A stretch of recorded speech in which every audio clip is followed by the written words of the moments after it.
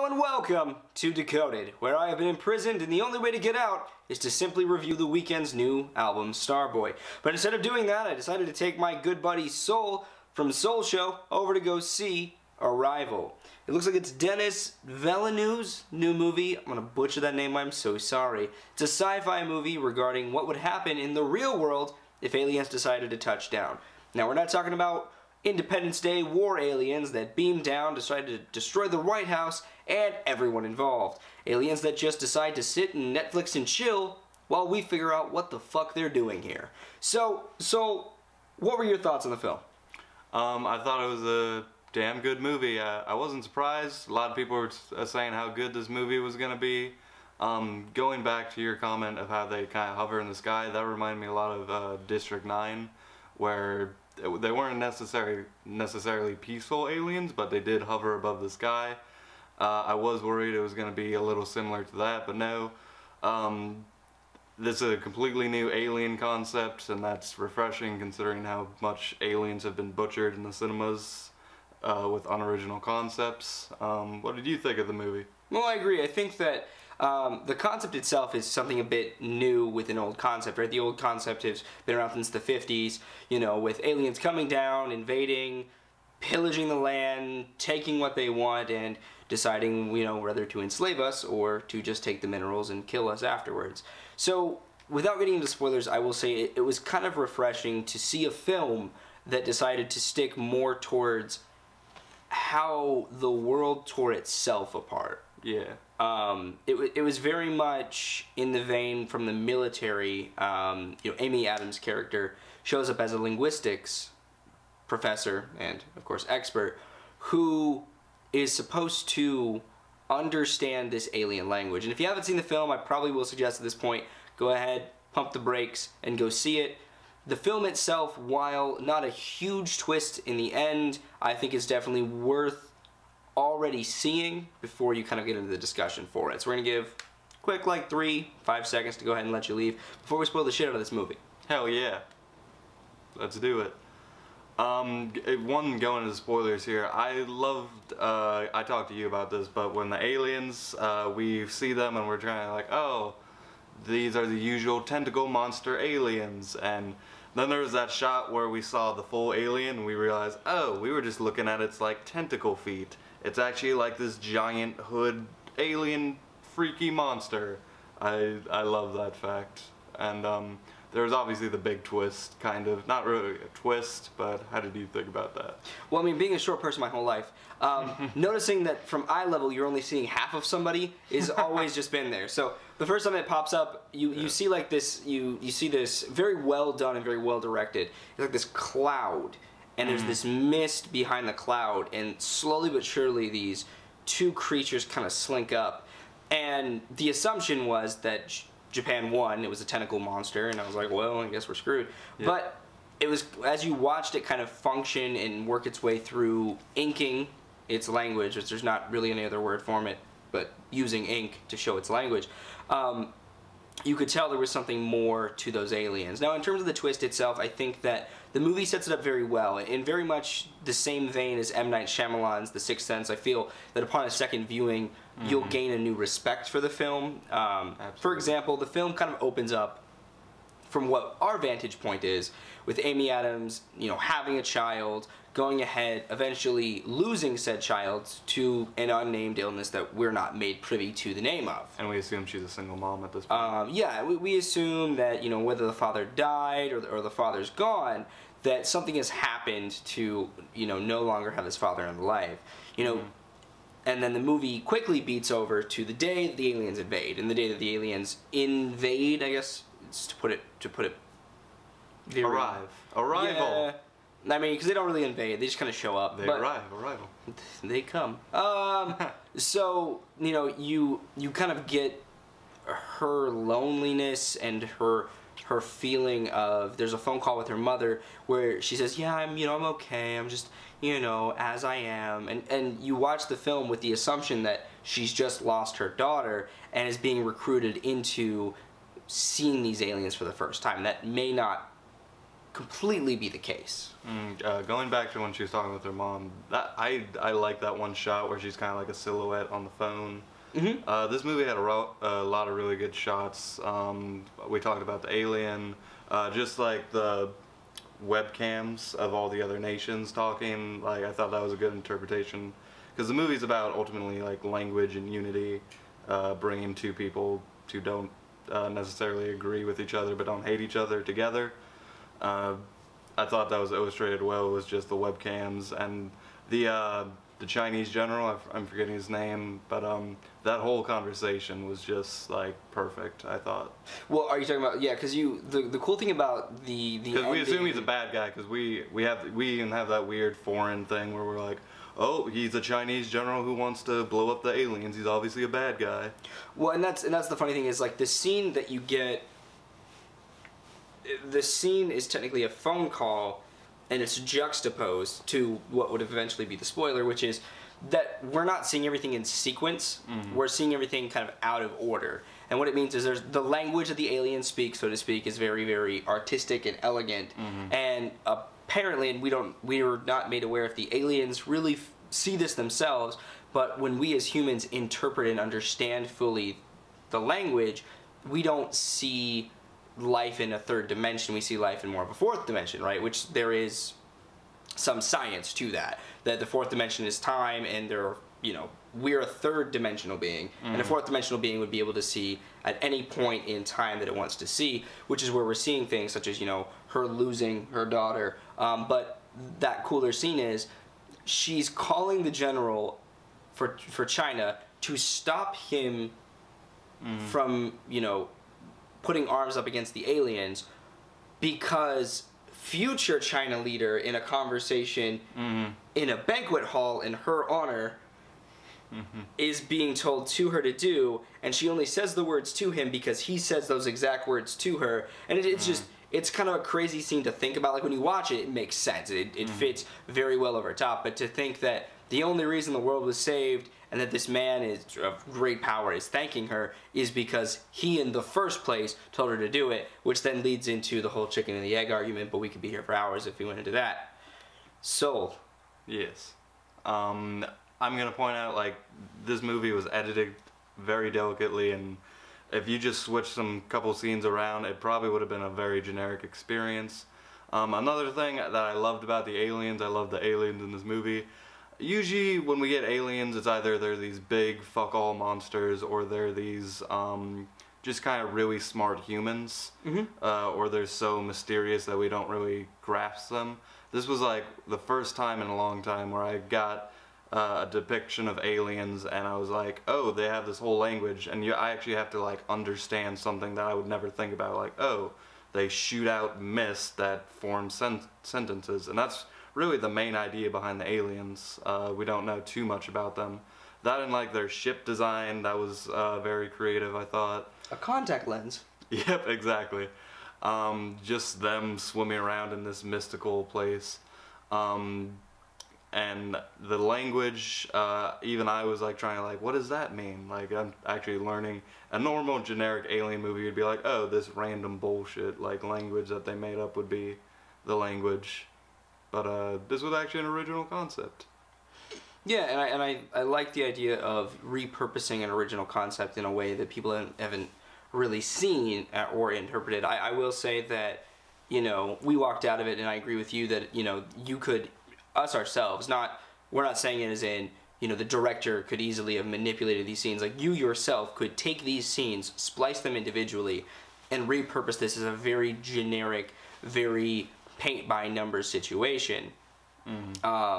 Which, at the end, I love how the end really kind of sets up this question that is very existential.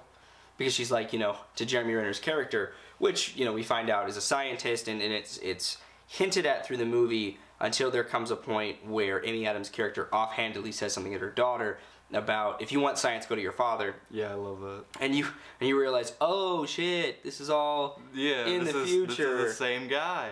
And so, she kind of asks him, if you... And we only get that via that one, like, offhand sentence from Jeremy Renner, where he's like, well, science is actually, the whatever he says about that. over language. Well, yeah, they were talking about language. Yeah, because she says like language in war, language is the first thing that's thrown, and he says no, it's science. And I'm probably misquoting that, and I apologize if I am. Yeah, I think it was the central concept of the universe, that kind of stuff. Well, no, because she's using rhetoric from like an opening paragraph. Yeah. But like the question that gets posed is, if you knew how your whole life was going to end, would you still do it, right? Like, would you do everything? And he basically is like, well, I probably would say what I felt more often. And it's kind of, it's jokey, but it's to take away the gravitas and the levity of the moment, right? And to kind of say, you know, do your thing. Which, an earlier scene was, we find out that Jeremy Renner's character in the future, which we're not privy to seeing, basically treats his daughter like a zombie. Like, he treats her as someone who doesn't exist any longer because Amy Adams' character basically tells him, well, you know, she has a disease that's incurable, right? And of course, for a man of science, he's like, that's not possible. You couldn't possibly know that that's, you know, incurable. And she says, no, like, it's a disease we really can't do anything about. So why don't we just enjoy the time that we have with her, as opposed to, you know, ripping the family apart and just dwelling on the fact that this is how the journey ends. And not a lot of people can do that. I wouldn't say that I'd be a strong enough person. I would probably be in that Jeremy Renner camp, where I'd be like, well, guess I don't have a family anymore, and just jump out. It doesn't make Jeremy Renner a bad person in the situation. It just shows, it shows that perspective and kind of that understanding that, you know, we see life going backward to forward, right? Where she can kind of go in and out. Which leads me to believe that of the Hawkeye versus superhero, or Superman's girlfriend always gonna win. And who's Superman's girlfriend? Lois Lane. And who is Lois Lane? Amy Adams. Yep. Yes. That came full circle for you. And just like the movie. Yep. I'll touch on a couple comments. One thing, I know, like, another going on about the alien thing. A lot of aliens movies, they don't really focus on the humans. They're just like, let's take out these aliens or just deal with that. It kind of reminded me of Signs in the sense, like, the same kind of, like, stoic tone. And also that it'd focus on the humans, if anything, more than aliens, but the aliens still got their screen time. Yeah. We've been talking a lot of good about the movie, if you want to get into the bad. Other than the fact that to watch it again... There is no bad. I'll disagree with that. Listen, we watched a bad movie. This was not a bad movie. We will talk about a bad movie over on Solshow, right up in here. I'll put a link, or I'll forget. You're not going to remember. As usual, there'll be a link right here, and I'll forget it. Or you could just have a card, which is on whichever... Cards are stupid. I quit YouTube because of cards. Oh. It's time to duel and talk about bad stuff. Go ahead. I was just going to mention, other than the fact to have that kind of perspective of, you know that the scenes aren't A to B. Other than that, I don't think there's a lot of rewatchability, because just kind of how, like, stoic it is. And a lot of the scenes are just kind of like not much talking, long silences with grave music playing in the background, other than maybe just show people, hey, look at this cool movie. Well, and I think, I mean, this itself can be a topic for like a podcast. I think that the trouble with movies today is that there's not a whole lot of rewatchability. So a film that can inspire you to even want to watch it a second time, yeah, and kind of understand a different point of it. I mean, I give accolades to that. I mean, granted, I think that this would be more of an artsy film. I mean, it's definitely something that from a sci-fi standpoint you would watch. Yeah. But if you really wanted to dive into the artistry in those shots, you surely could watch it 3, 4, 5 times. Yeah. I don't know if you would want to from, you know, the layman's term or from a layman's point of view, but from a film study, I could see doing this multiple times. The time we're filming this, the Oscars haven't come out, but I wouldn't be super surprised if it got a nomination based upon, you know, the past couple years. They've been a lot more cool giving Mad Max a bunch of awards. So I wouldn't be surprised if Arrival got a nomination, or Amy Adams getting a lead actress nomination, and probably win a couple other awards. I wouldn't be terribly surprised. Do you think it could? Well, I think she did a really good job because it's she did a damn good job. It's easy in a film to play the mourning mother no offense to everybody, but like playing mourning is very easy, right? To be in mourning. And we think at the beginning that she's in mourning, and there could have been something else that had happened and we're not privy to, but, you know, we think she's in mourning, she's really not. You know, we think that she's sad about the death of her daughter, and, you know, through her acting and her caricatures and kind of this unraveling of her life, because really it is unraveling her life, there, you know, she keeps having these visions of her daughter, and we think that it's, you know, PTSD, right? She's flashing back, and as we stated with a twist, she eventually one time just goes, "Who is this woman?" And you're like, but that's your daughter. Whose daughter is this? Well, I mean, she's got red hair, Amy, so there's a good chance it's yours. Yeah. Just like, no.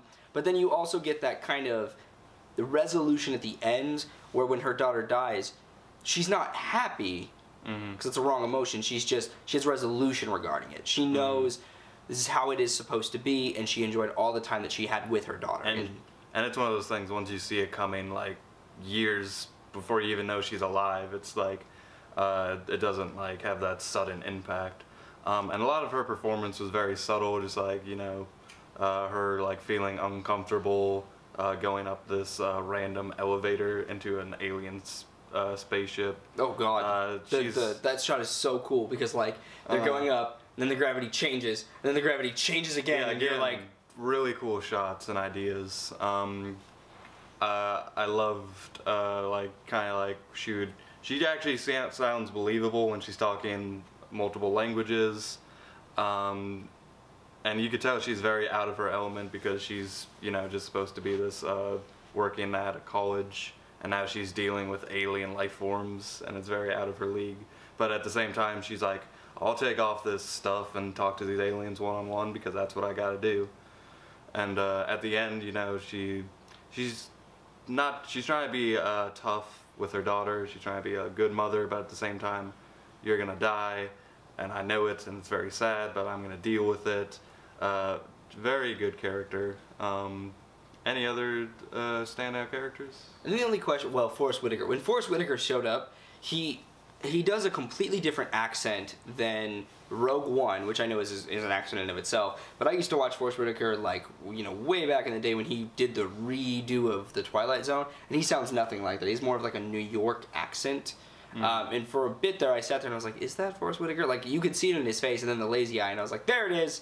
Because like, they just avoided the shot of the lazy eye, and the moment they did it, I was like, there's Forrest Whitaker. He was very good. I do want to talk about that. The funny thing about the movie is the movie is really about, as you had stated, like speaking together, you know, kind of community and language, and all of them are speaking English. He's not a bad English. guy, by the way. Like, but, he's like, doing like what for his job, like, was entitled to be the right thing. But in those UN screens, like, they're all speaking English. No one is speaking another language besides English. But the hilarious part is all of them decide to assume they can't trust each other because weapon was used instead of tool. But I think overall, I really enjoyed the film. I would recommend going and seeing it if you've already seen it. I would recommend telling your friends to go see it, because while I understand award season is coming, so I don't think this would win an award, and the reason being is because the only time, or the only award I could see it winning for in actuality, like a special effects or something, would be special effects. But I mean, that's already gonna go to